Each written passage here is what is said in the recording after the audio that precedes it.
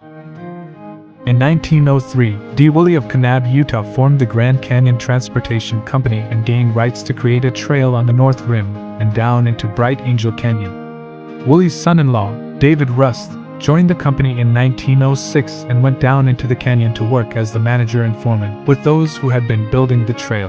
Day after day, they chipped out a graded trail with pickaxes on the steep side hills.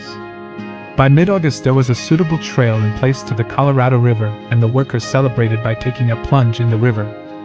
Rust and his crew established a camp a bit downstream from present-day Phantom Ranch by the present-day Mule Barn. It became known as Rust Camp.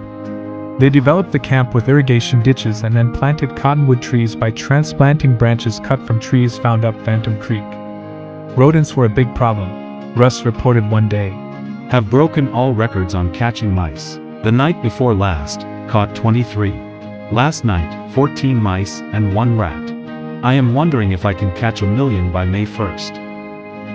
In December 1906, the photographer Ellsworth Kolb and Howard Noble came to Rust Camp, returning from a hunting and photography trip on the North Rim.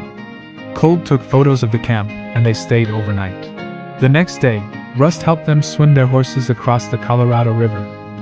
In 1907, Rust completed a cable tram across the Colorado River, which enabled more visitors to come to Rust Camp from the South Rim. By 1908, Rust Camp had 6 tourist tents, a cook tent, and a herd of sheep. Rust stayed busy, shuttling visitors from Rust Camp to the North Rim and back. It was the first year that the camp was open all season and hosted a few groups each week.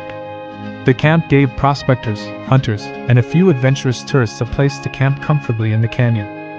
In 1912, Orson Clausen, a talented musician and grandson of Brigham Young, led 4 others down from the North Rim to Rust Camp.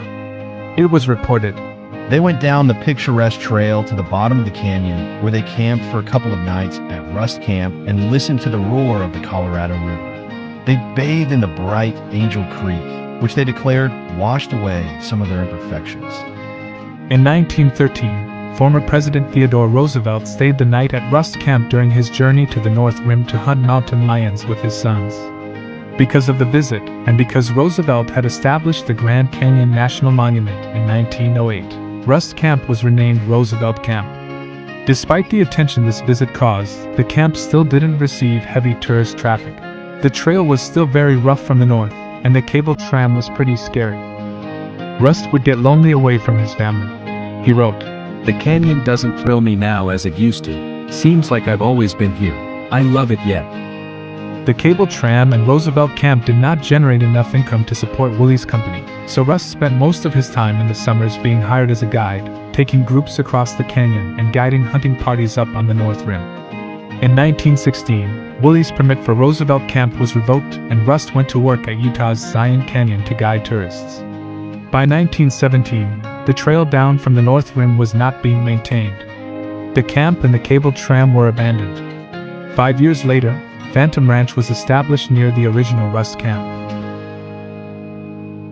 This video was written and produced by Davy Crockett for the Grand Canyon Historical Society. Visit us at grandcanyonhistory.org. Help us continue to preserve and share the history of Grand Canyon by becoming a member of the Society. Also, use the subscribe button below to receive more videos like this one.